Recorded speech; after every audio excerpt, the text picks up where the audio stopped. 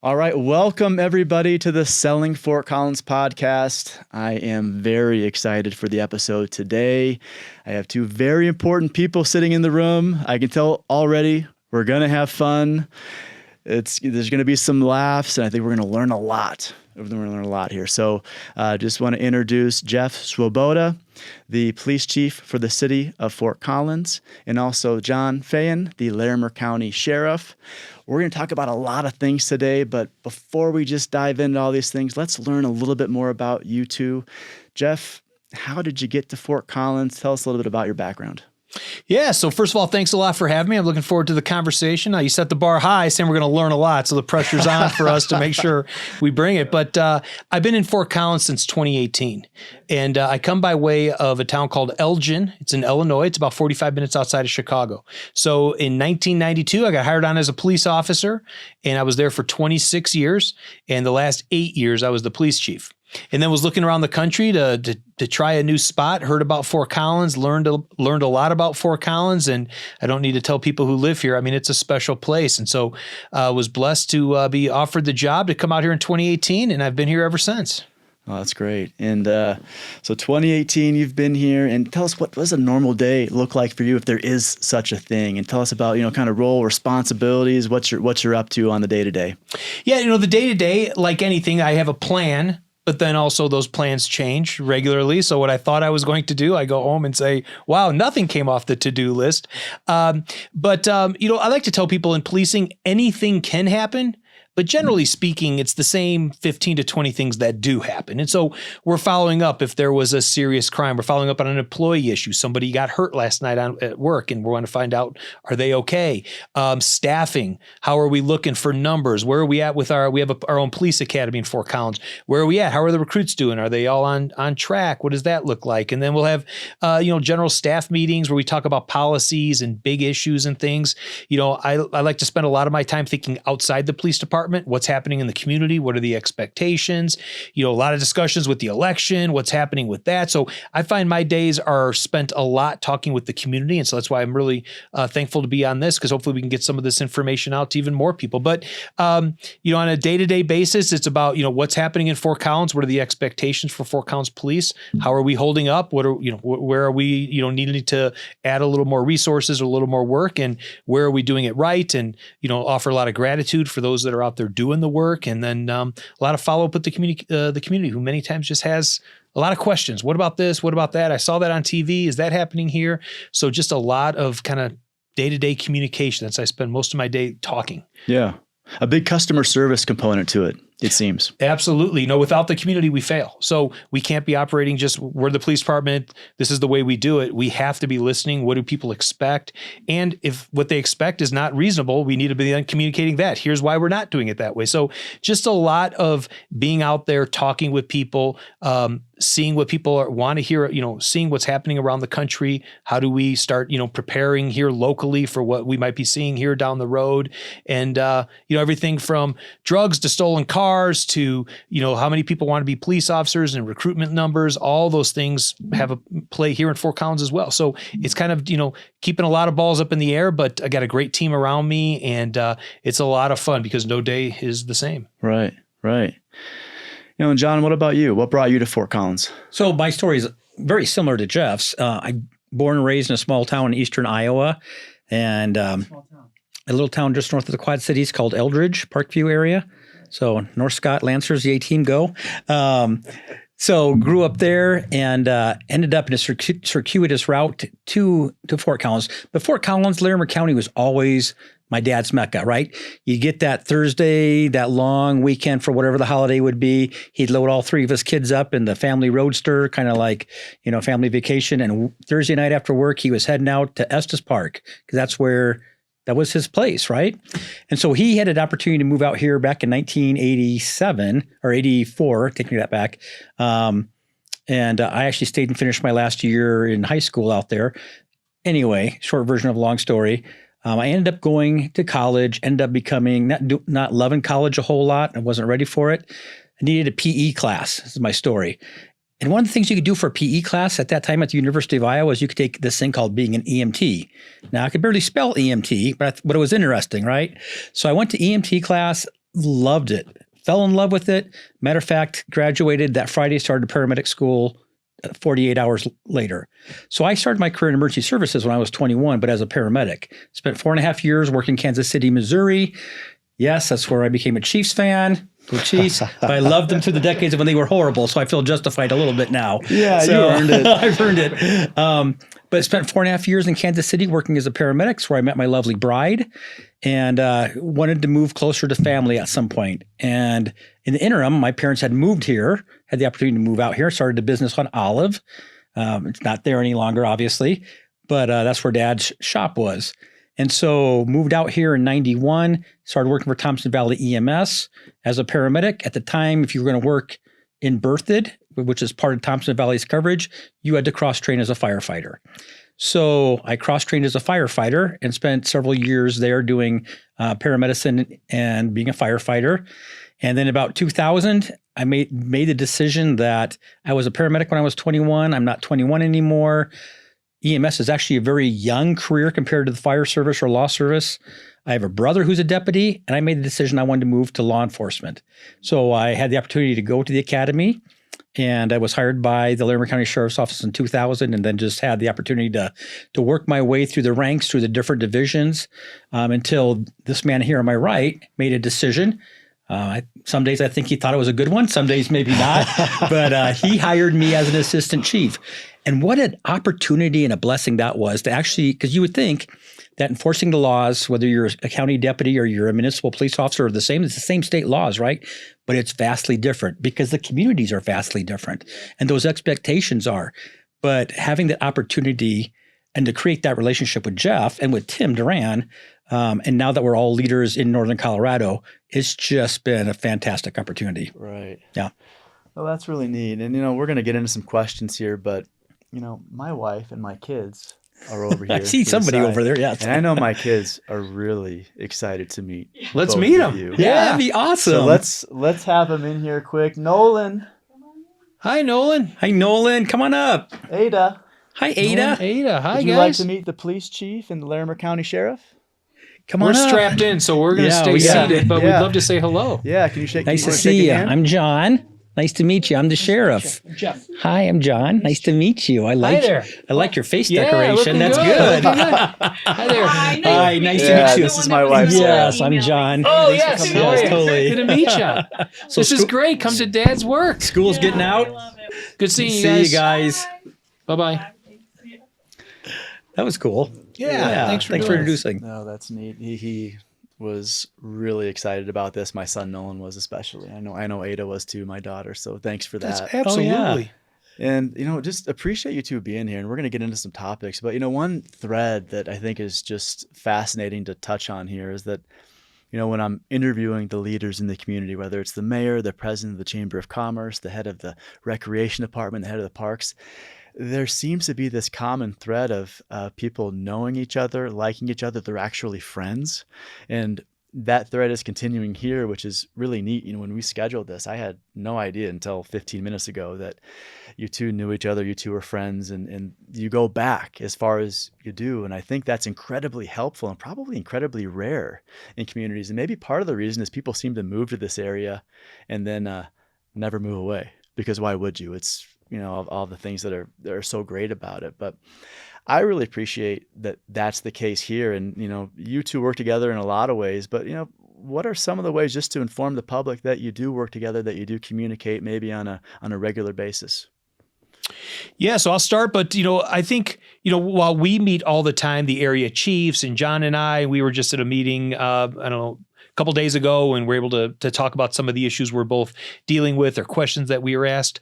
What's as great of a relationship we all have, like our officers and community service officers and dispatchers that are out there, they have a great relationship, and it'd be difficult for them to have a great relationship if they knew us two didn't like each other or there was some kind of this going on. And so, when I came out here, I was just blown away about how friendly everybody is and just how much local law enforcement works together. And so I think we strengthened the relationship, but it's been a good relationship, my understanding, for a long time.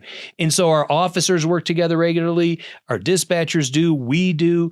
And so it really is, it doesn't really matter the patch you wear. It doesn't matter, what color the squad car is. Every one of us are here to just make this place better and safer, and everyone belongs and can, accomplish the dreams that they have. And so depending where you're at, you might get Fort Collins, you might get the sheriff's office. But the one thing that's really cool is that everyone just has such a heart for service in this community, in the community at large, thinking countywide.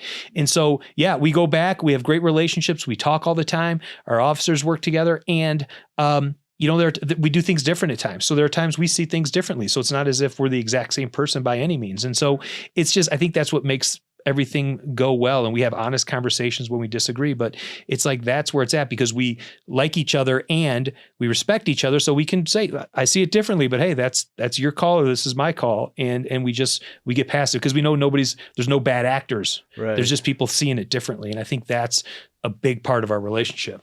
Well, you have that history together too. Right.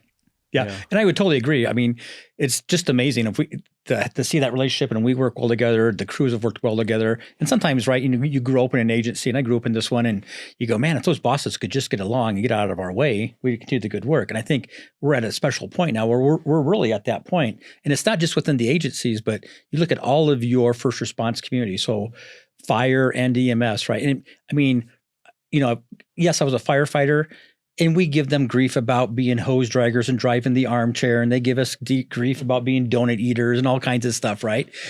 But it really shocked me when I learned that there's places in this country where fire, EMS, and law enforcement really don't like each other. I mean, they're actually adversarial and antagonistic. And I can't imagine that. And what a neat place to work, because we're all there for the public good. And so if we're busy infighting, it doesn't serve the public, right? It just serves our ego, our energy, our budgets. And so we're very blessed to have those cooperative. We still give them grief about driving armchairs, but and polishing chrome and working out every day. But I do love our fire EMS partners in this area. Oh, that's great. I see this in the departments, and you see, I've been through the leadership Fort Collins programs, and it's fascinating to see, a lot of businesses in the private sector, they talk about community and culture and all of these things. I really saw that when I was, specifically walking through the Fort Collins police station on Timberline and some of the other facilities. How do you build that culture? Is the leader of that team, Jeff, how do you bring everybody together and create what you've created and keep that going? Yeah. So a few things. Any organization's about who you hire, right? If you hire the right people, I like to say I spend a lot of my time figuring out how to get out of their way. If you hire the right people who are working and they buy into the vision, they see the same thing. You don't need to motivate people. I find more often than not, you need to remove those things that demotivate people. We don't need to give them the rah-rah speech, go out and do great work. That's what attracted them in the first place. And it's always not perfect. It's a big organization. So, we have 350 people that work inside Fort Collins Police Station. And on any given topic, you could have people who see it one way and others who see it another way. And so I think what me and my team have really tried to create is just continuously saying, hey, listen, just the way we see it right now. So I don't really deal with right and wrong. Right and wrong is handled at a much lower level in the organization. Hopefully people are following the policy and doing what we expect. I deal with perspective. And I like to say, there's 60-40 arguments. I could understand this argument and I can understand this argument. And then it's about judgment. And so once you make a decision, you just spend some time explaining why you saw it that way. And you don't say, hey, if you don't see it this way, you're wrong. If you don't see it this way, you're not on the team. It's kind of like, I get it. You might disagree with this decision. Here's the decision I'm making. Here's why. And explain it. And so I think when you give people an opportunity to be heard and at least understand why they're going that way. And then the bigger thing is the vision is why are we all here? And sometimes we just need to take a step back. And as John was talking about, get out of our own way and what is best for our community. And so we spend a lot of time talking about, this decision might be best for me, might be best for my team or something, but is it best, in the long run? And so we just have really big discussions, and I love working with people, and John was part of the team when we do it. I don't like small ball. I don't like little tit for tat decisions or this. It's kind of like, let's talk about the big stuff. Let's talk about how are we going to move the needle? And so, when you say, how do we create a culture like that? I think you always have to be working on it. The minute you think you got to figure it out, something happens and some people fall off. And so you're constantly just having to make sure people understand, hey, we're all in this for the right reasons. Sometimes we might disagree. Here's what we're trying to accomplish.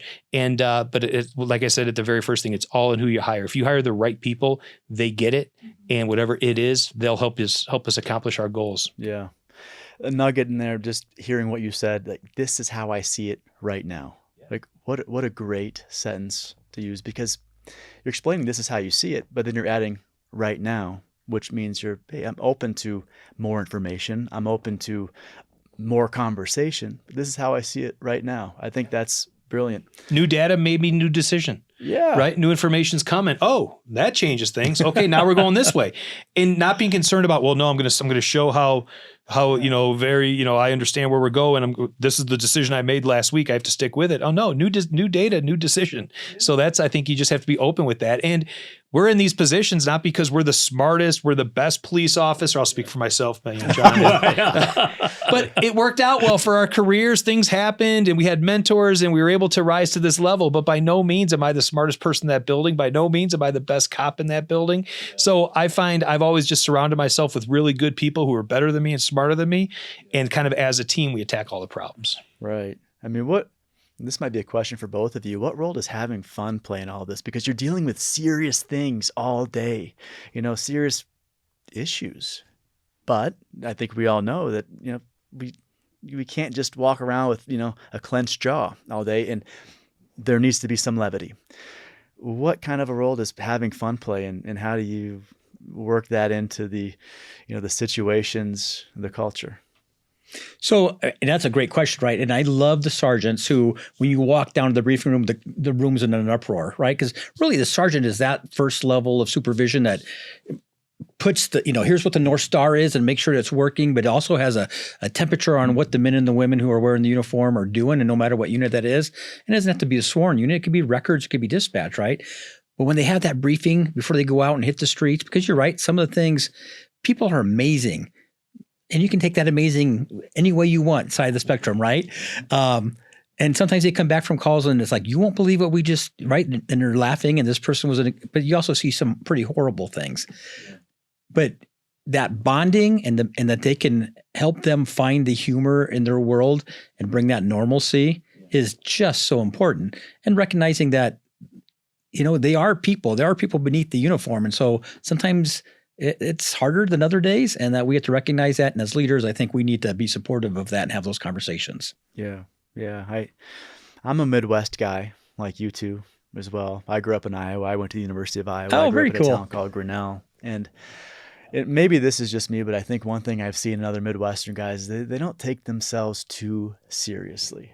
And I'm not sure why that is. Maybe I'm working off a small data set here.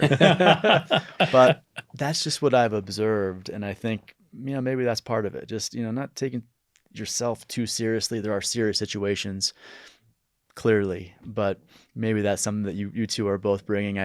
The guests that were in here before, just watching you converse and laugh and smile with them, and you go back with them as well. It's just, it's neat to see. Right. Well, it's like Jeff said, right? I'm not here because I'm the smartest or the best looking, or I can run fast or jump high. If I've always heard, if you're the smartest one in the room, you're probably in the wrong room. And I make decisions based upon the best knowledge and information that I have at the moment, but I'm not walking on water, right? And just because I'm the sheriff doesn't mean that I have the direct pipeline to what the best thing is. And so, yeah, and if I make mistakes every single day. And part of that is owning those mistakes and being that person and not being afraid to go, well, I'm the sheriff, right? And because I'm the sheriff, it's always this. Oh no, if I can't laugh at myself, then it's going to be horrible. And I give myself plenty of opportunity to laugh at myself every day. So, right. Well, kind of what you were saying too about the Midwest. I mean, nobody could be harder on me than my friends right? That's a really good way to put it. Clothes I'm wearing, shirts I have, and also I'm the youngest of my family. So like the idea of, and I get it, and being the police chief, any decision I have thousands of people out there that will disagree with that decision. Right. And so I'll always listen and, hey, you want to meet? I'll explain my perspective. And again, you give me new data that makes me make a new decision. Cool.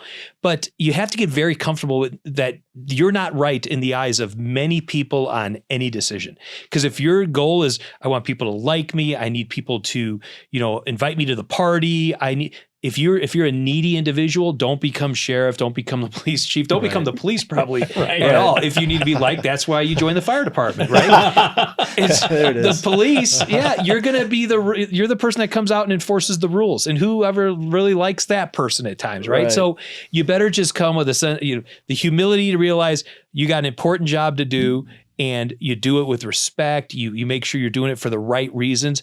But at any given day, people are going to just, people who've never met me are going to say, I don't like him, or I don't believe, he's this or he's that. And you just better be really comfortable with that and not be worrying about, what are people saying on comments on social media about me today? Because it's not always going to be great comments. It's just the world we live in and the careers that we have. So again, I know in working with John in the past as well, you listen, you try to explain why you're doing things, but at the end of the day, you're going to make decisions that people are just going to disagree with. And so, kind of to your first question about fun, though, you better just have that sense of humor. Police officers are going to see things that people should not see. And unless you have a way to offload it and kind of make sense of it, and with somebody else that sees things, like be able to just be like, look at each other and say, what the heck was that? Oh my gosh. And the stories that people have, we tell our new officers all the time, start writing a journal. And I didn't take my own advice. I'm with friends who are police officers a long time. And when we get together on the holidays, like, remember that call from, and I'm like, I forgot about that. And that is scary or hilarious or what. And it's like the things we see are just, it makes the TV shows, pale in comparison to what really happens out there. And you got to have a way of processing it. And sometimes cops will use humor to do that. And it's no disrespect to the situation, and it's away from the situation. But sometimes you're going to need to be like, what the heck was that? Right. So, right. I think it takes a unique person to do this job. And I know this is a market that people want to live in. This, 300 days of sunshine, the parks, the old town, the amenities, all of the great things. So this area is a draw. I would imagine there's a lot of very talented people applying for positions, with the department and, both in the city and in the county. What are some things that you both look for when you're hiring, when you're building this team of professionals that have all of these unique challenges every day? Well, it goes back to what Jeff said. I'm looking for character. Mm-hmm. I can teach you to be a peace officer. I can teach you to work in the jail. I can teach you to be in records. But I need somebody who has that sense of integrity. That's somebody who is going to hold themselves accountable, because you work alone a lot, right? And there's things that can go on all the time that nobody's ever going to know. Well, that just leads you and the agency down into an abyss you don't want to have to try to crawl out of. And so I am looking for people of good integrity who are going to tell the truth, even when they do wrong, and own it and be transparent about it and look for what's best tomorrow. How do I improve myself?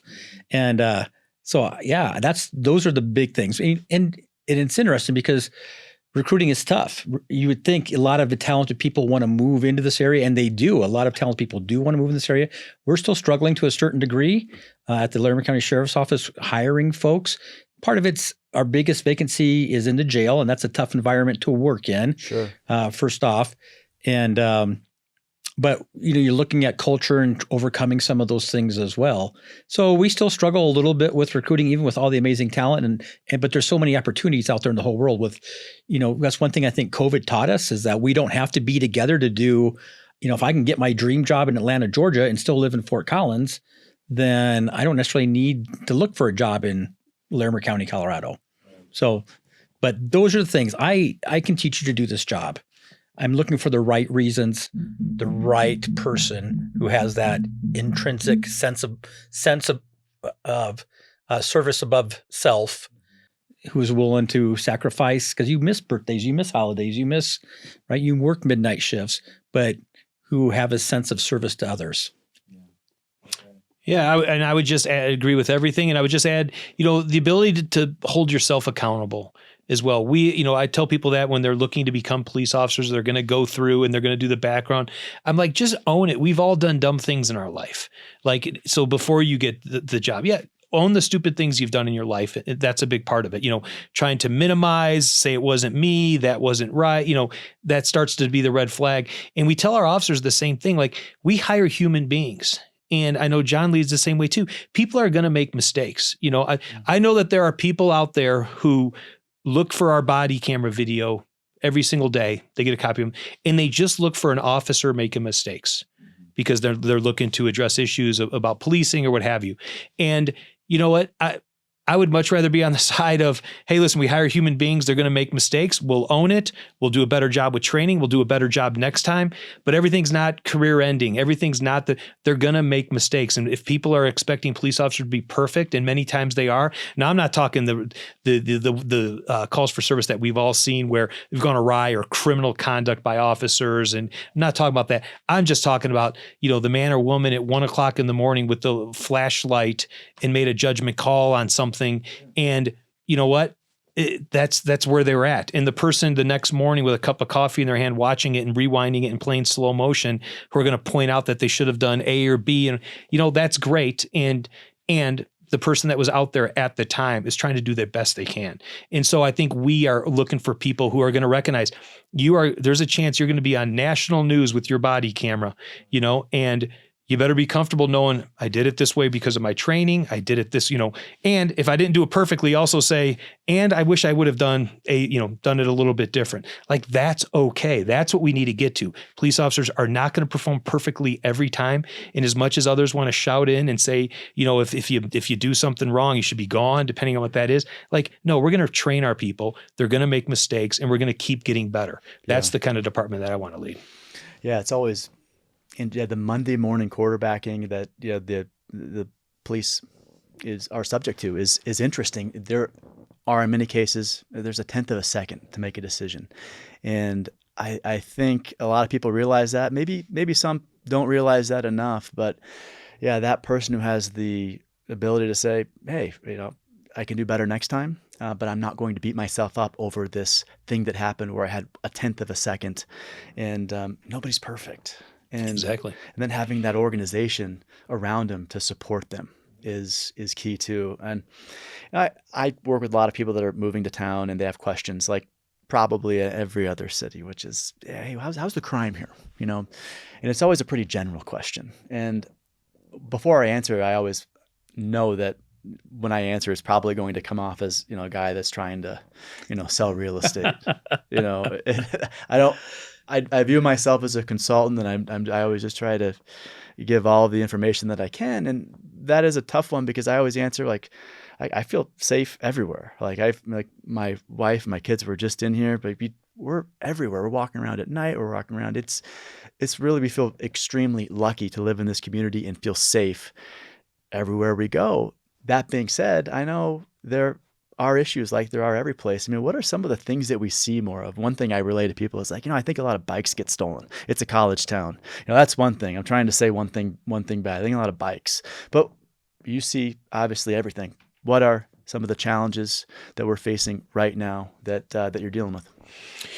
Well, I'll throw out the, first of all, you're absolutely right. We're a safe community. But we're also a community of 200,000, now talking about just Fort Collins, not quite 200,000, but, close to 200,000 and a major university in town that brings in new students all the time. And so, we have crime. And the thing that, in my opinion, that I think all of us need to be aware of and continue to work on are the drugs. The drugs are the base of so many of our crime problems. The retail thefts that are occurring, many of the stolen cars that are occurring are because people are trying to feed their habit. They need to, they're addicted. And so we're seeing, fentanyl really is a real issue. And so we've had a few presentations. I know other communities have done presentations. We both are part of a joint team that works on just drugs in our community, but there's not a community that's immune to fentanyl, and it's real, it's here, and every parent, every coworker needs to be on the lookout for it, because it's not to scare anybody, but it's the realities of where we're at. I think this community has done a lot with mental health, because many of the things, when we're dealing with an issue, sure, there might be a crime, but is there a mental health component? And so what's the best way to go about it? We both have co-responder programs. And so, those are kind of the things that drive a decent amount of the crime that we're occurring. But you ask for what types of crimes. For us, it's the retail theft. There might be disturbing the peace type calls for service that are happening, people in the roadway yelling at cars, kind of minor things like that, all the way up to, we have homicides every year. We're working hard right now in domestic violence. A third of our homicides in Fort Collins over the past 10 years have been domestic violence related. So think about 1 in 3 homicides that have occurred have been from a loved one, in theory, a loved one, right? And so how do we continue to address that? So those are a big part of the crimes. I know the county, because they're much bigger, have other issues with it, but those are, doesn't mean we don't have gang crime from time to time, but we don't have gangs taking over parts of our town and things like that. But with drugs and the sale of drugs, organized crime is always a part of that, or most times is a part of that. So we're working through that. But those would probably be the big ones, from vehicle thefts, retail theft, a lot of the thefts types that occur, and then public disturbance type of stuff. If people are openly using narcotics on the side of the road, or we're dealing a lot with variety of nuisance complaint, loud stereos that are going on in our downtown area. Again, not crimes, but just kind of the nuisance things are a lot of the things that we're dealing with in Fort Collins. Explain this co-responder program. I think that'd be something for everyone to understand. Okay. No, that's great. So, and I think it started, I think, in the law enforcement community a little bit before 2020, but then a lot of the social justice conversations of 2020, 2021 kind of moved that needle even faster, which was fascinating, right? So, unfortunately, there's a lot of mental health, a lot of addiction. Some of it, you can go, what's first, right? What drives the addiction? Is it the mental health? What causes the mental health? Is it the addiction? They go hand in hand a lot. But oftentimes when things are going awry, and there isn't anybody else to turn to. So let me give you an example. And of course I won't use names, but I remember this call when I was working as an assistant chief. We would frequently get calls about this gentleman who would yell at the stop sign, right? Or yell at the squirrels, and just acted bizarre, acted a little bit weird. And yelling at your stop sign is not illegal. So if you want to go yell at your stop sign, feel free. But it makes the neighbors feel a little bit uncomfortable. Right. Well, who do you call in that situation? There isn't, not criminal, but makes me feel uncomfortable department. And so oftentimes law enforcement ends up getting those calls. And it's shifted.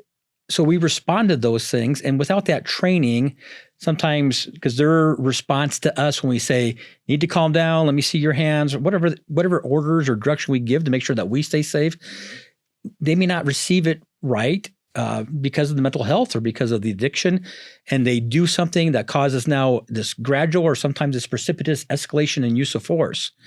And nobody wants that. That's not a good outcome for them, and that's not a good outcome for the officer. And so advanced training for all the officers. I know Fort Collins officers and our deputies all go through a higher level of training about recognizing mental health disorders now, but having a co-response team where the officers themselves get even more training, and now they're paired with a clinician, a mental health clinician from either UC Health or from Summit Stone mental health facilities. They ride together, and they're a team, and they all have a different role, but they work cohesively and coherently together to help evaluate, what is the clinical part of what's going on? How can the clinician help with that? Does it require writing a mental health hold? At the same time, the officer is like, is there a life safety threat as far as our criminal activity? So it's just an amazing synergistic partnership that has existed in all of the major departments in Larimer County have that. And I think it's just changing that mindset that, slowing down, talking a little bit more, and then getting those people. Now, some folks will say, we still don't want a uniformed officer going. And I understand that argument. I don't necessarily agree with that argument, to be quite honest, because we are sending folks, and kudos to the communities that can have non-sworn folks, non-uniformed folks go into these, but we are saying that these are situations that are inherently unstable by their definition. People aren't acting what you would consider normal or appropriate, and we're going to send somebody who is limited in their ability to physically de-escalate the situation into that environment, expect and hope for a good outcome. So our model, and similar to Fort Collins, is there is a uniformed officer with a clinician, and just talking to our clinicians at the sheriff's office, they like that model. They would not want to go into that situation alone. Right. Well, and I mean, this is where people need to have your backs, because I think about this situation. Let's just use the guy yelling at the stop sign as an example. Clearly, inherently an unstable situation. So, maybe a police officer would come and have a conversation that would escalate, and then maybe somebody would critique that and say, well, they escalated something that shouldn't have been escalated. Well, no, I would say that it is a matter of time before somebody is walking a dog, walking their kids, and maybe that person who's yelling at a stop sign yells something to them. It's probably an unstable person, and maybe that person says something back. Maybe there's some kind of it is a situation that's just waiting to escalate, and bringing somebody in to be the person who de-escalates that in a professional way. Like that's where we have to, I think, really just, I have so much respect for what you all are doing. I know so many people do, but this co-responder program, I think it's just catered just to that. I think I see that is probably the thing I see in the Old Town area and some of the neighborhoods. I mean, yeah, it's that type of situation, and it seems like that's a really, and that's working. I mean, that is I didn't realize it had only been around since 2020. Is that something that has had good results and is going to continue? Yeah, and I don't have the stats in front of me, but I know every department has, statistics to show not only is there a reduction of calls, repeat calls from individuals. I know in Fort Collins, we've had individuals who have called 911, dozens of times a month. Mm-hmm. And the dispatcher that's answering, it could be the fire department sending someone, officer, like even just going and now talking with that person when they're not in crisis, because a lot of the success of the co-responder program is that time there's a call for service and a co-responder is there. But in many other times, it's a referral. It's to go back the next day or 2 days later and say, Jeff, heard you had a tough night last night or 2 nights ago. What's going on? And so when they're not in crisis, developing the relationship, because during the call, it can be more difficult to actually start a relationship. But the next day, after a person gets potentially stabilized or whatever the issue is. And so I think all of us have stats that support the program. I know with ours, the amount of time our co-responders and officers are on the call for service is 4 times as long as the average officer. Average officer might be on a call for 20 minutes to a half hour. Co-responders are on call sometimes for 2 hours with the police officer, because they're thinking the long game. It's not about, our patrol officers many times are trying to triage what's happening right now. Are we good? Are people safe? And go to the next call for service. Where this by design is not meant to be, the radio is going to tell me where to go. I have the time to talk with you, figure out what's going on. How do we develop a plan to make sure that you don't need the police anymore, and those types of things? Because going back to the stop sign example, if this does escalate, the officer shows up just to talk and the person sees the uniform and had a bad experience last time, and all of a sudden a fight's on for some reason, and a person's arrested, and during the arrest, someone gets injured. The commentary too often is, and all the person was doing was just talking to themselves by the stop sign. Well, that's what the call for service was.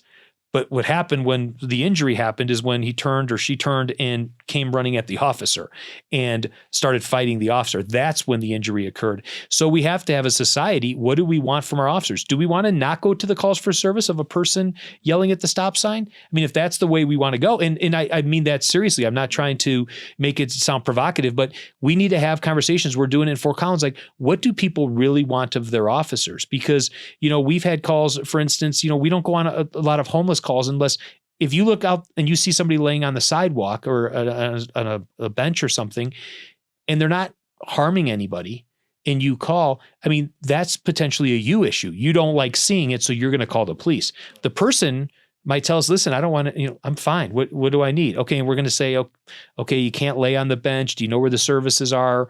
We'll have those types of conversations. But again, the officer shows up to talk with them. They don't like the police because of the last experience. All of a sudden now the fight's on. So we rely on Outreach Fort Collins, kind of these third party groups that can help us with these calls for service, because we put so many demands on our police officers. Deal with the addiction issue, deal with the mental health issues.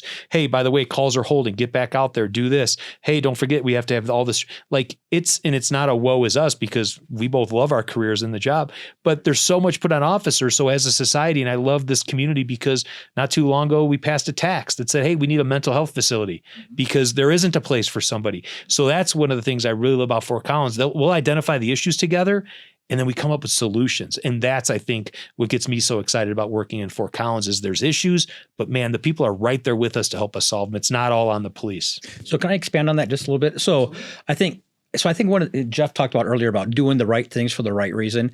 And I remember early in my calls, oh, I'm going to Johnny again. I roll, right? It's like, oh, Johnny's always, at the stop sign. And you do whatever you do to make Johnny go away.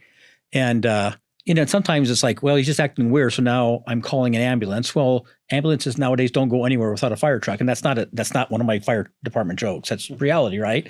And so you have a fire engine, you have a battalion chief, you have an ambulance, you have 2 cops on scene. So now there's like 7 people because Johnny's talking to the stop sign.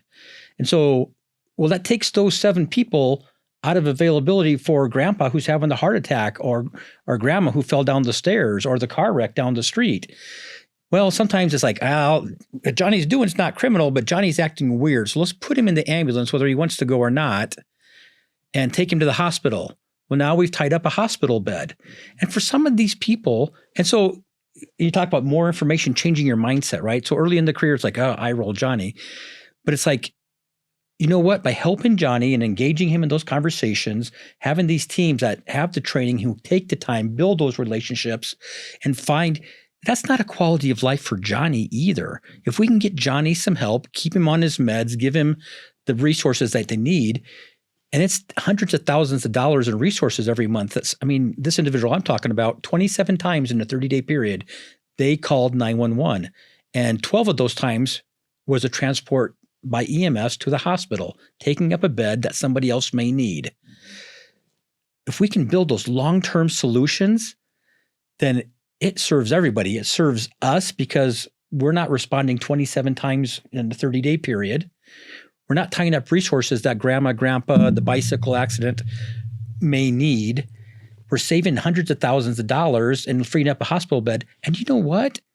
Johnny gets a better quality of life out of it as well. Right. And that is bringing in more information and doing things for the right reason, like Jeff talked about.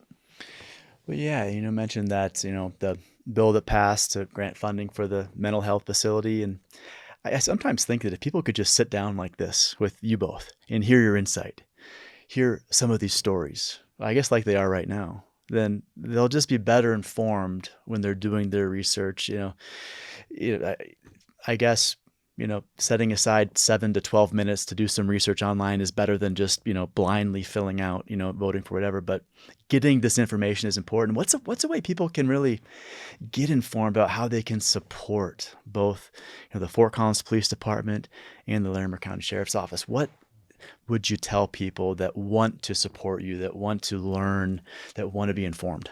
So I think one of the ways that we do, like Fort Collins and Jeff, we're out in the community as much as we possibly can. And that's something I actually learned. I have a lot of stories about things I learned from the man next to me. Mm-hmm.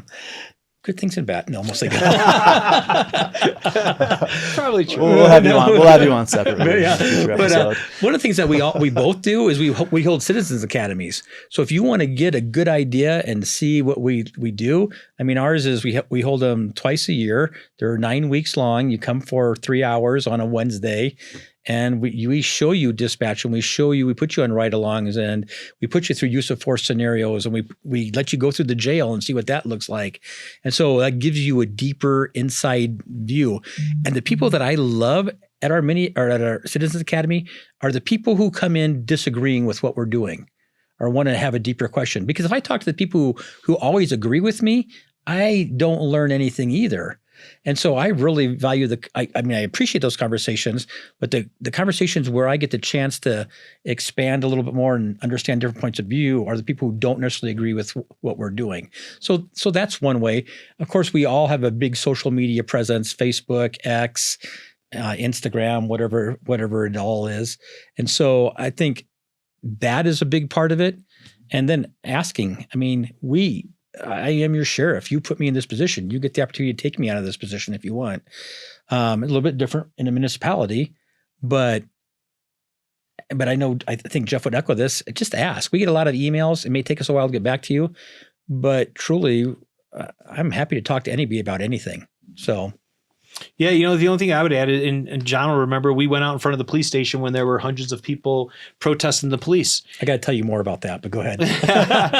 And so we went out to talk to people who had issues. They saw things and they didn't like what they saw, and they wanted to know, they wanted to express their disapproval of policing.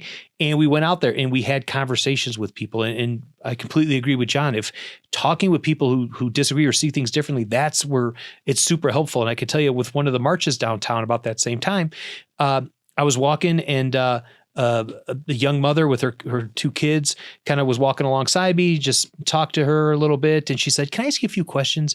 And I said, "Sure." She's like, "Why would you ever need to kneel on somebody's neck?" And she was talking specifically about George Floyd. And I said, well, and I explained to her what we do in Fort Collins and how we train and how we don't do things like that. And then she said, but what about, and she had like 4 questions, and we had a great conversation, and it was a march. And so we kind of went our separate ways. I started talking to somebody else. But before we did, she said, can I just say thank you? I don't know any police officers. And so I didn't even know who I could ask to get that information.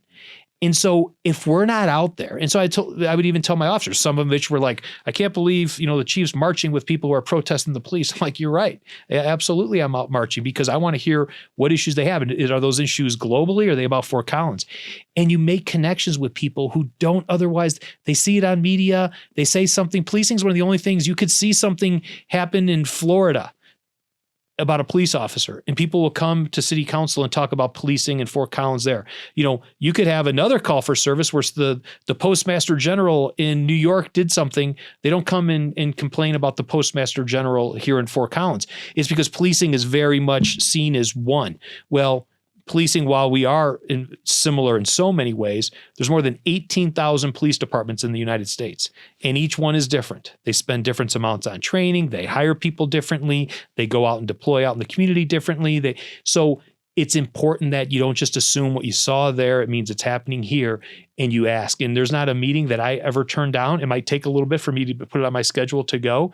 And I know John's the same way. If you're having a neighborhood meeting where 5 families show up and they talk, I'll come if you invite me. Say, hey, can you come and talk to us? Yep. And I'll bring a young officer with me because that's how I learned. My chief when I was a young officer went to any neighborhood meeting he could get invited to. And I learned so much about just being able to talk with people. And again, that idea of talking with people who don't necessarily agree with you, it's just so important. Right.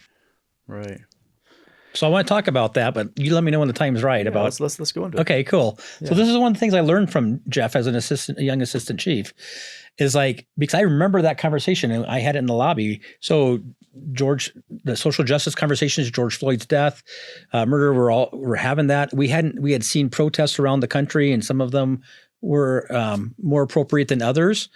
And for a while, we hadn't had anything in Fort Collins, and then folks started showing up. And we got a large number, like the second or third day. And I remember, we're like, okay, what does this look like? Are they going to start throwing rocks through the building? You don't know what the temperament of Fort Collins demonstrations are going to be, because you've seen them all across the scale across the country. So I think I was a patrol assistant chief at the time. So come down there, we're making plans. What is it going to look like? Chief comes down, he goes, okay, let's go out. And I remember stopping and looking at him going, you do realize, right, that they really don't like us right now. Yeah. And I remember this the day, and it changed the way I ended up leading and hope to lead the sheriff's office. He's like, yeah, but this is where policing gets done. And so for the next 99 days, I was out there, the chief was out there, our staff was out there, and we would walk. and we would just talk. And it was amazing. It was amazing. No matter where on the spectrum that conversation ended up, and to watch how the conversations changed from the people that were there at 3:30 in the afternoon to the people that were there at 11:30 at night. And so I learned a lot from this man about that and how to serve a community from that conversation. But also I met some amazing people who didn't agree with what we did. And it gave me a moment to pause, because you end up talking to the same people over and over and over again.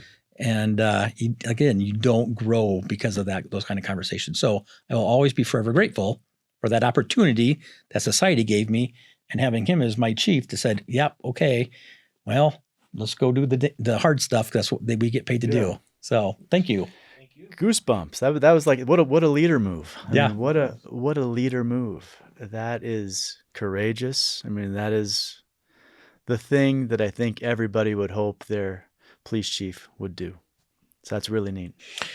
I appreciate it. And, and I know, like I said, John leads this way now as well. Like, our officers are looking at us like, how do we handle this? And either we drive by and we just stare at them in our mirrored glasses and look at them and say, or we walk out there and say, here I am. What questions you got?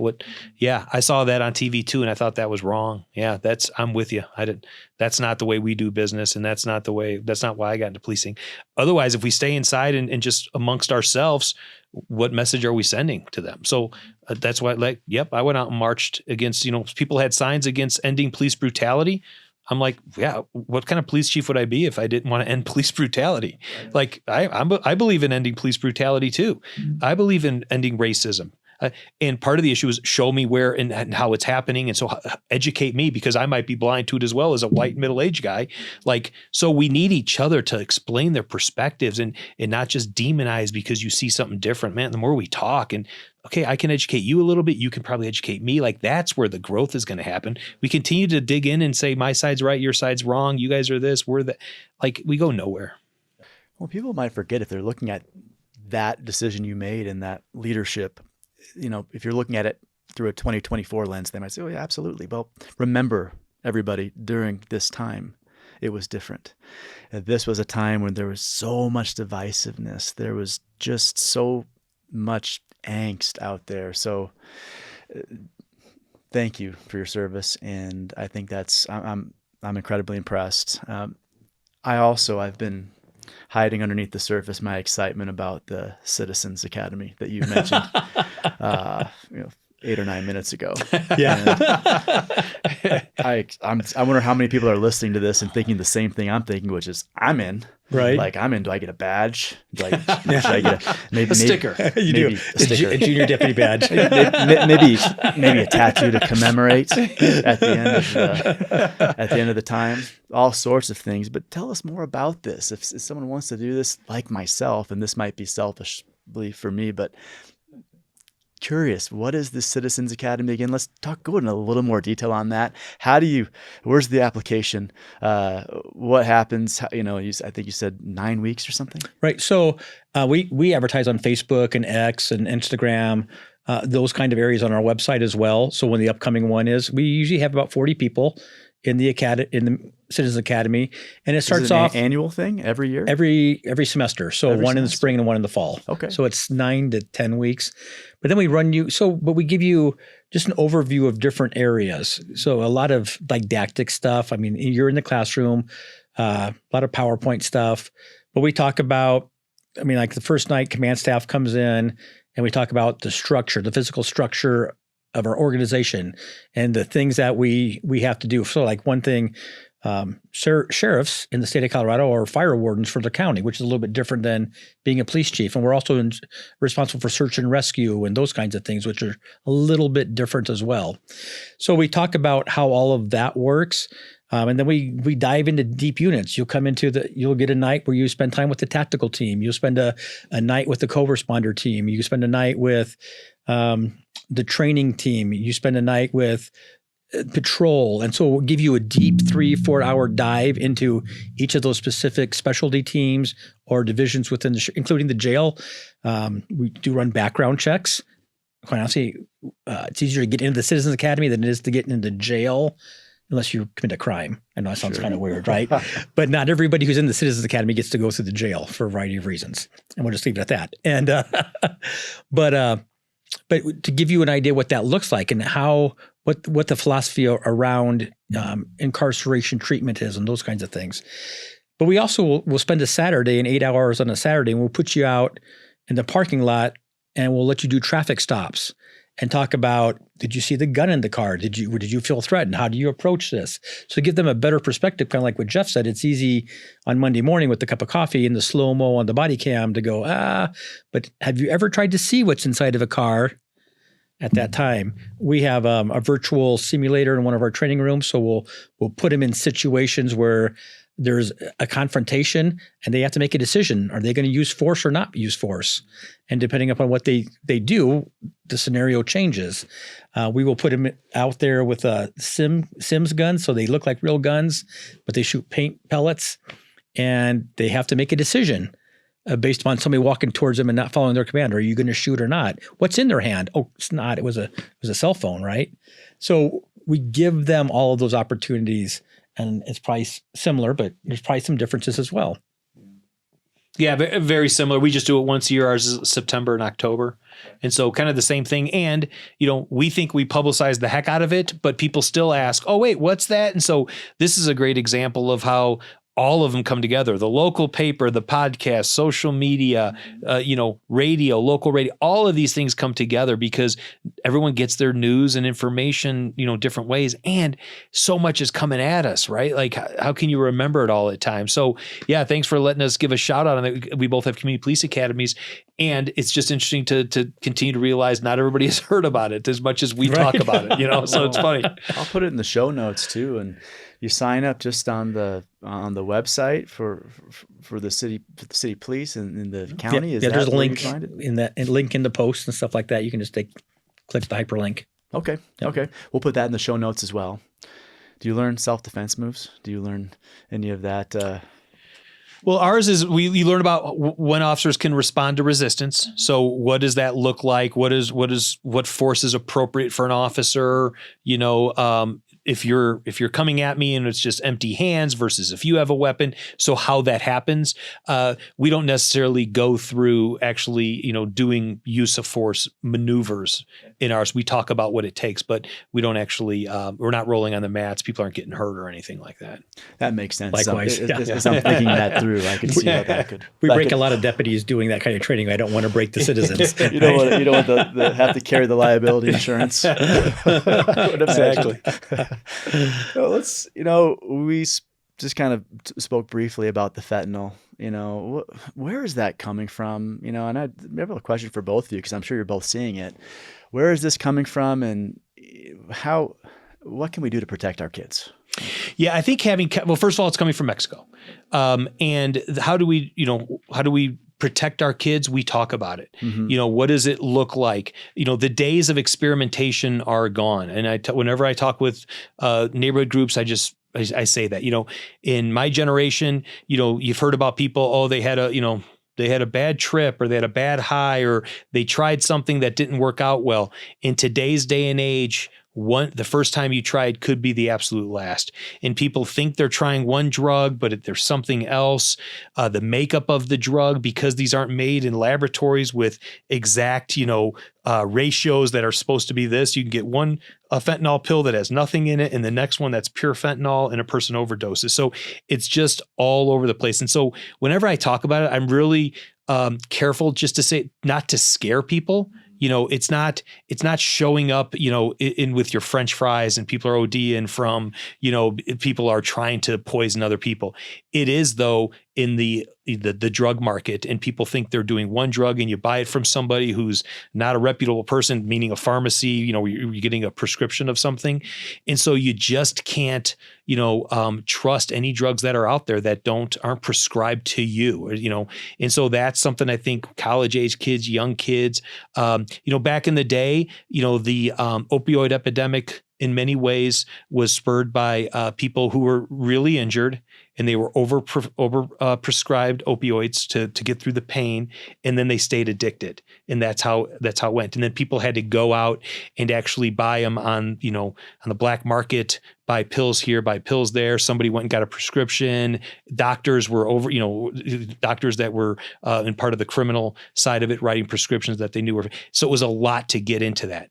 Well, fast forward, that's really been reduced, and for the most part because of how cheap it's become, specifically around fentanyl. And so that market of getting prescriptions for the opioid that you need for pain relief is pretty much gone or reduced dramatically. And now our drug officers were buying fentanyl pills down in the Denver area for less than $1 a pill. So it's gotten so cheap. And so that is what is super scary about this. And people are experimenting in some ways more because now they know Narcan is out there and people have you have the Narcan ready while I use my drug. And then if I don't overdose, we'll switch and I'll watch you with the Narcan. There's a kind of a false safety net there that people think, oh, because we have Narcan, we'll be able, and it's so dangerous. So I say this just so people are aware, and you can talk to us. We just had, like I said, we had a kind of a Fentanyl 101 presentation, our second one just 2 nights ago. And during those times, we're trying to talk to parents, trying to talk to school age kids about just, here's what it is. Here's what, here's what it looks like. Here's if you find yourself addicted or you have a loved one who's addicted, here's who we can refer you to get some services for some help. But it's one that's going to take all of it. The police are not going to solve this issue with the fentanyl that's in here. It's just way too much. Our units are taking off thousands of pills a week probably, and it's a dent in it. And I don't know what you would add around fentanyl, John, but. No, it's the same thing. I mean, really nothing to add. And we have multiple layers. I know your normal street officers will handle user quantities that they may find. We both have teams that handle some of the street level dealing that goes on. And then we both have people over at the Northern Colorado Drug Task Force that actually works with DEA and Homeland Security and will follow, hundreds of thousands of pills across the border that's coming up from the cartels. So. Wow. I'm learning some things here. Being a novice in this, I had always thought that fentanyl was just this poison that was laced into, pills primarily that people were taking for, seeking some kind of high and, accidentally getting this fentanyl. I didn't realize that fentanyl was a drug that you're buying just in pill form, and people are buying and now are getting for under $1 a pill. And it's both. There is fentanyl that is in other people are thinking they're using one drug and there's fentanyl in there.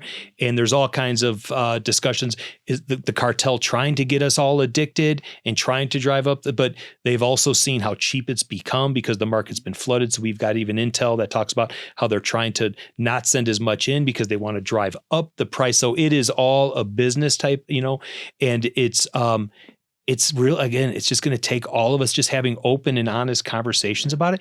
And it's along the lines too, where it's just, again, just honest conversations and not political statements, but what are we doing about, drugs in this community, in this state, even, reductions in, from drug possession from felonies to misdemeanors. Our officers are coming across people with methamphetamines, user amounts of methamphetamine, which when I came out, I was surprised how much methamphetamine was in our community coming from the Illinois area. Well, user amounts are misdemeanors. It used to be, methamphetamine, what? That's a felony for any possession of it. We continue, yes, cocaine user amounts, methamphetamine, what else? Fentanyl to a certain degree. Fentanyl, yeah, even less than, and the legislators try to, but there's a lot of discussion on, jail is not the right place for people who are addicted. And I think most people would agree with it. So then the question is, so where is the place we can refer people who are addicted? Because us just writing a ticket to the person who's smoking meth on the street corner, right there smoking methamphetamine, writing them a ticket because it's only user amounts, what's the help that they're getting right there? Seems ridiculous. And so those are the real conversations. And I know well-intentioned, there's no bad actors, but it's like that's where the real conversations need to happen. Because I agree, we don't want our jails filled with people who are just addicted. But where do we send them? Where's the place that our officers can be like, okay, methamphetamine, you go here.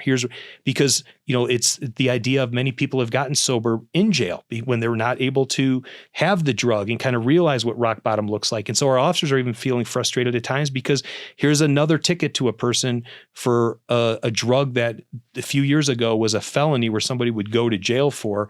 Well, now it's a ticket.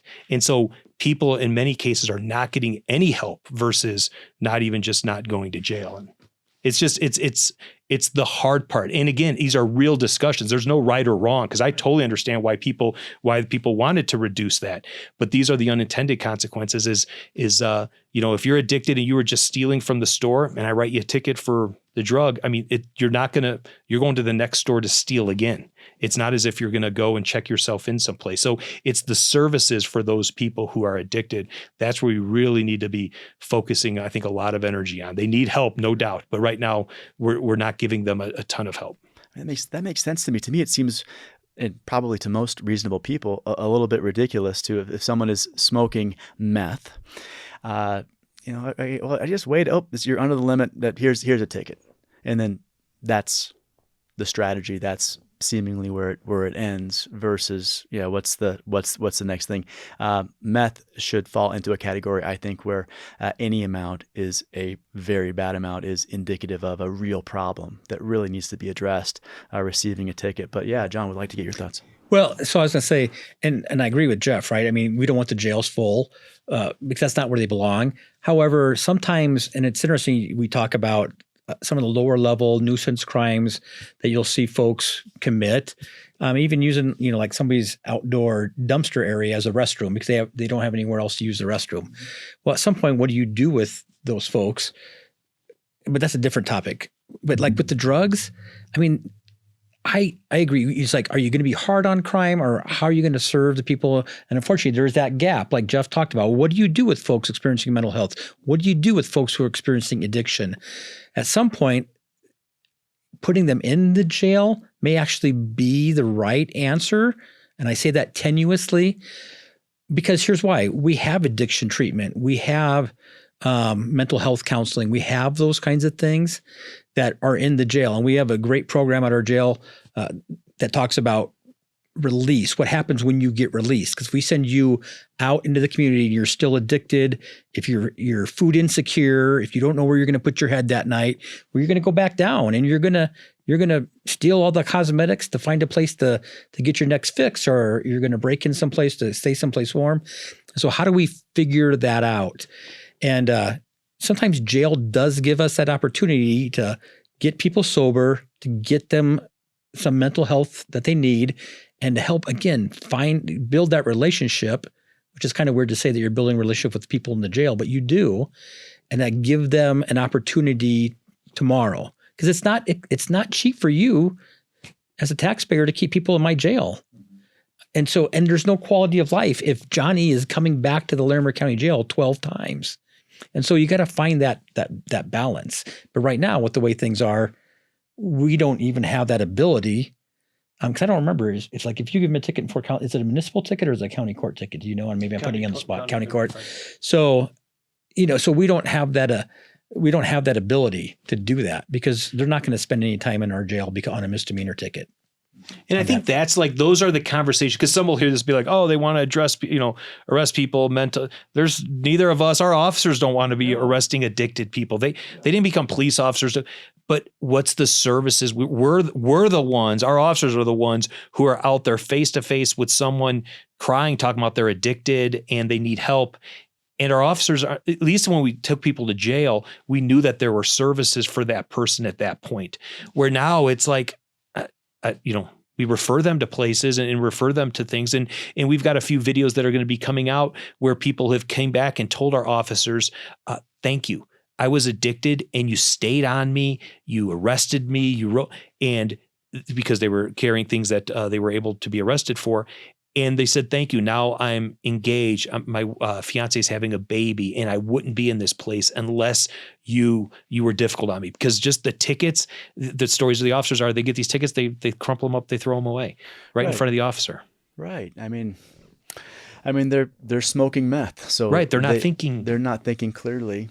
And, I think what I hear both of you saying is if you want to serve the person, if you want to serve the community, then just questioning is just handing them a ticket that they're going to oftentimes just crumple up even in front of the officer and throw on the ground. Is that accomplishing that? And, if we can get consensus that the answer is no, then we continue the conversation. Mm-hmm. Because the person there didn't go to jail. And in many people's opinion, that is the goal, that drug addicts aren't in jails. Mm-hmm. Yep, you're right. They're not. Mm-hmm. But where are they? Is sleeping on the sidewalk tonight, addicted and shivering and looking for your next high? Is that the humane approach? And so again, and there's no bad. I totally understand why people are pushing this, and we're offering another perspective. And so that's where, and again, when people get on sides, it's, everybody should be arrested or nobody should be arrested. And it's like, if we come together, I think we can have more nuanced discussions about who needs jail,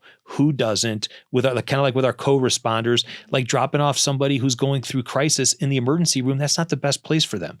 Emergency rooms are not great places for people in crisis. Sure, they might, be able to get them, calmed down, figured out, medicated, but it's better the warm handoff to the social service agency that can do the long-term planning with this person and introduce them. Like, that's where it's at. And one of the stats we have, going back to our mental health discussion, it's like 90%, I think even over 90% of the calls they go on, they don't take them to the hospital. They take them somewhere else. And I can tell you, in the old days of policing, if you didn't know where to take somebody to, you call an ambulance, let them go. If they need to be safe, get them to the emergency room. At least they'll be in a safe place. I didn't know what else to do with them. So now we're tying up, again, back to that spot, tying up a lot of resources to put someone in a place where we know it's not the best place for them, versus actually, and I think the co-responder is a great model. And I'm looking forward to how do we continue to address this issue now with addiction, because people need a place to go. And we agree jail's not the place, but where is the place? Where is the place? That is the question to be answered. That night at 2:00 in the morning. Right. Yeah. Then, not, well, there's this place over here and there's... You can call this person Monday through Friday. Right. Yeah. There needs to be the place so they are not in that same place smoking meth night after night after night. To go back quick to the fentanyl thing, I think the message too for people listening to this, when, to your point, Jeff, you don't want to scare people, but I think it's real. I'm thinking, what do I tell my kids? What do I, when I'm having conversations with friends, other people in the communities, how do we communicate? Particularly if some of these kids are getting into their, their teen years, and I think it's just, hey, if you don't know what a pill is, don't. And it sounds simple, right? But I think the simple things are maybe the ones that stick. If you do not know what the pill is, if you're not certain what the pill is, do not take the pill. At a party, it just kind of, is that the best message just to send to these people? And if there's any additional message, what is that? And how can we guide them to some of these resources, some of these educational things on that specific topic that you're putting on for the public? Yeah, I mean, that's the, the big question, like, what do you tell people? Just how at times this is so irrational. It's, if somebody overdoses and dies, or overdoses and then they're revived, what have you, they have too much. Rather than that person who sold them those pills being seen as somebody who maybe you can't trust because the person overdosed, no, that person becomes more popular because they've got really good stuff. Like, as irrational as that is. So this person who's now selling, where some people have overdosed, has now become a popular person to go to because they have good stuff. And so when you're fighting that kind of thing, what do you tell the person? I think it's, it's the discussions with people. I agree with the pills. I mean, yeah, the stories of, where people go to parties and there's just random pills and people are like, the first time could be a death sentence. And so I don't know how you say that without scaring people, but it's truly the reality. And there's people and there's parents, and the stories are just, heartbreaking, where it was the first time somebody tried something, or they didn't even think they were trying that, and they were at a party, and so it really comes down to, you just can't trust anything. And so, I tell friends, if you need an aspirin, run to the store and buy aspirin. Like, cause you talk to the person who's got a baggie full of pills and this is it, and completely harmless. Things get mixed up. It takes such a minor amount of fentanyl or any other drug that can, so it comes down to just, buy your own, get your own prescriptions, buy your own medicine over the counter or what have you, and have that with you. But by just not having any affinity to saying, I'm going to take a pill from this person. They say it's this or they say it's that. It's just so dangerous in today's day and age. There's just no more experimentation. If there was, and you hear the stories of the 60s and all that stuff, but those days are gone. You have no idea what you're getting now. And the different levels of drugs that are in these pills, they're wildly different. One, again, has nothing, and the next one is pure, and you're done.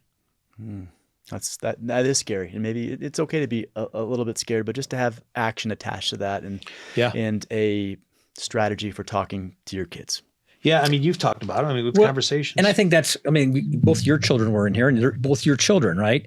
But each one is probably, my son is more this way than my daughter is, and so the communication strategies between you and your wife are vastly different for your children, depending upon your household. But you have that relationship with your children. You talk about those things with your children. And again, not to scare them, but here's the reality. And especially as they get older and different phases of, raising kids. Now they're driving. Oh my gosh. Okay. You wearing your seatbelt, and are you, follow? So all of those things come into play. And so it's there's no one size fits all, because no family looks the same way, but it's having those relationships with your children and having those open and honest conversations.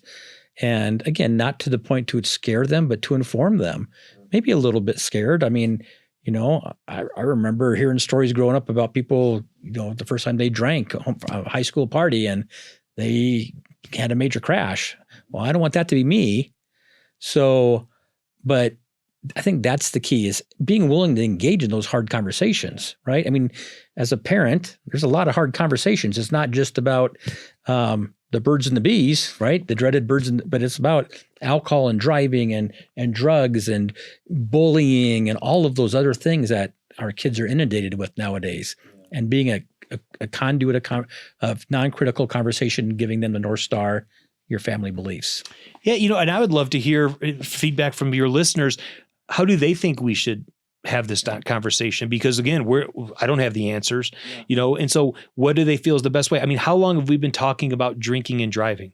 And I can tell you there's not a week that goes by where we're not making arrests on that. You look at Golden, Colorado, Officer Dunn, killed in the line of duty, handling one call and a drunk, so that's when is it a messaging problem? Did somebody not? So kind of the same thing with trying drugs. What is the type of person that wants to try drugs, and how do we get to them with conversations? I don't know the answer other than having honest conversation. I believe the best defense against crime is a well-informed citizen. And that's the only reason I bring up fentanyl, because it is in my opinion, it's the thing that's driving so many other. And so, again, I know I can come across as kind of Donnie Downer and be like, oh, fentanyl, but it's like people just need to hear that so they can make good decisions and have the conversation that maybe they didn't think they were going to have, but so that they know things do happen in Fort Collins and drugs are absolutely in this town. That's not a surprise to anybody. Right. Yeah. And I think we will open up this question on our social media channels. And, I think it just starts having awareness, getting educated, having the conversations. John, I like your point about, hey, your kids are really different. Like everyone has a different situation. So there's no one size fits all. It's having the communication. It's having the awareness. And I think that is something we can control and we should try to control. So Jeff, what do you do for fun in Fort Collins?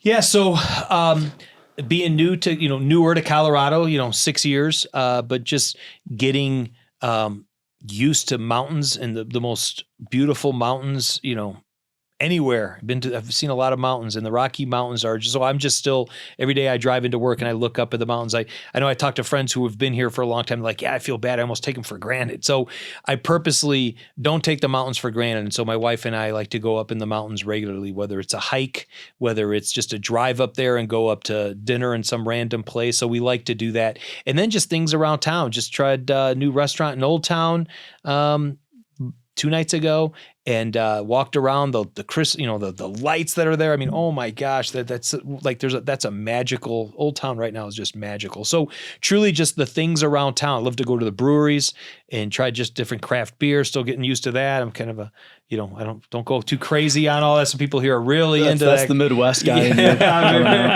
Yes, if I could say Miller Lite, that's what people laugh at me here, but that is the Midwest part of me. But really, just experiencing, like I've never spent so much time outside. So whether it's going, I like to say mountain bike riding, and then I realize mountain bike riding are the people really going down the mountains. I don't do that. I'm on a trail. Funny. I used to think I knew what mountain biking was, Yes. and then I went out the first time with folks here, and I Yes. thought, okay, this is different. I don't mountain bike. I have a mountain bike that I ride on trails. So whatever that is called. But just a lot of outdoor. I have 2 dogs, and so we're constantly just outside, and I love how dog friendly this community is. So we're just out and about all the time. I mean, we're regularly just, you see us around town everywhere. So that's kind of the fun stuff, is just experiencing Fort Collins. It's still some ways new to me. I mean, you're right. It's just such a special place. And so I love just being around town. Favorite hike, favorite brewery, favorite place to get lunch? Any shout outs? Careful with that one. Yeah, right. So, Divisive. so I would say Coyote Ridge was my favorite hike, and it's a short one. It's just 2 miles up, 2 miles down. Until we passed 3 rattlesnakes on the last time we were there, and I haven't been there since. So now it's a hike that I would probably say any place up in Rocky Mountain. You know, I love that, like Bear Lake, Cub Lake over there, the various falls that, you know, we picked different ones up through there. Favorite brewery, I would say, is probably, and I don't really, because I just kind of, depending what area of town we're in, you know, I'm a love Odell's. I know it's the big one, but just the outside there. Oh, there you go. Yeah. We were just at Max Line over the weekend. I love Max. So variety of places. So that's hike, brewery. And what was the third one? Restaurant. Where do you go for lunch or dinner or both? Yes. Favorite restaurant, I would have to say, well, it's right down here, and it's kind of out of town. So I love Charcoal Broiler. It's Oh, like you're the just- second charcoal broiler fan. Yes, I love. But in town, I would probably say Rare. Rare. I love That's a Rare. good one Yeah, too. Rare's a good one. Surf and turf. Oh. Great pasta. Yes, I've never had anything there that I don't just absolutely love. Same. Their wait staff, they just know everything. But you ask them for a recommendation, they're going to give you a great recommendation. It's such And the location, awesome, yes, right there. You sit outside. It's a great spot. kind of main of right at the heart of Exactly. Old Town. Yes. Mm-hmm. Great stuff. John, what about you? What do you do for fun? Very similar, right? I mean, I do not live in Colorado and not enjoy the outdoors. So very similar. We're hiking. I like to go backpacking, and my wife doesn't like it so much if I go alone. She's like, "You're going to die out there. Nobody's ever going to find you." So Yeah, they come across the rattlesnake and then you got a big problem. I know, totally, right? So, but yeah, I mean, that's one of the nice things about being the sheriff too. My job takes me to every corner of this county. I mean, from here in a great urban area to, again, we were talking before we started, where you're outnumbered 10,000 to 1 by the squirrels where you're at. So per square mile. So yeah, outdoor hiking. I'm not into fishing. Mike, one of your previous guests, always it's like he's going to teach me how to fly fish. It looks fascinating, but I don't know. I've never done that before. So favorite hike, again, probably it's Lawn Lake, probably up in Rocky Mountain National Park or Gray Mountain up to Pooter. Went and hiked that because that seems to be our number one spot to lose people in the summertime. Our emergency services unit is going up there all the time, 3 times a week. And it's like, what in the world? Why are people getting lost on top of Gray Rock? It doesn't make any sense. But once you hike it, you can understand. Yeah, you kind of lose the trail. You can on top. understand. Beautiful hike, but yeah, once you hike, you can understand. Maybe a few directional signs would be a good investment. Especially towards the top. Yeah, It's totally. very, yes. I was Just one of like- those people. I didn't get lost, but I was close. Well, you talk to people who like it, and they're like, "Well, there's little stacks of rocks that kind of tell you." I'm like, I don't know that most people are noticing that. So, Right. yeah, easy place to get lost, Yeah. but a beautiful hike. It is a beautiful hike. Favorite brewery is probably Mash Lab, which is off of Crossroads Boulevard, County Road 3, down in I'm not sure if it's still in Larimer County, but I'm not sure if it's in Windsor or Loveland. It's kind of in that weird zone I'll there. have to check that out. I haven't been to that one. Yeah. Mash Lab. Mash Lab. All right. Yeah, I like their queso with the shredded beef. It's really good. Oh. So, yeah. And what was the other question again? So, restaurant. Yeah, if you have a restaurant, it could be lunch, dinner, brunch. And I'm really bad with names. I'm better at driving locations. There for lunches, there's a deli on Harmony Road, and it's a lady's name, but you go in there and it's all chalkboard. There's like 40 things that you can order. It's always been good. They sell these sweet potato fries and this cream sauce.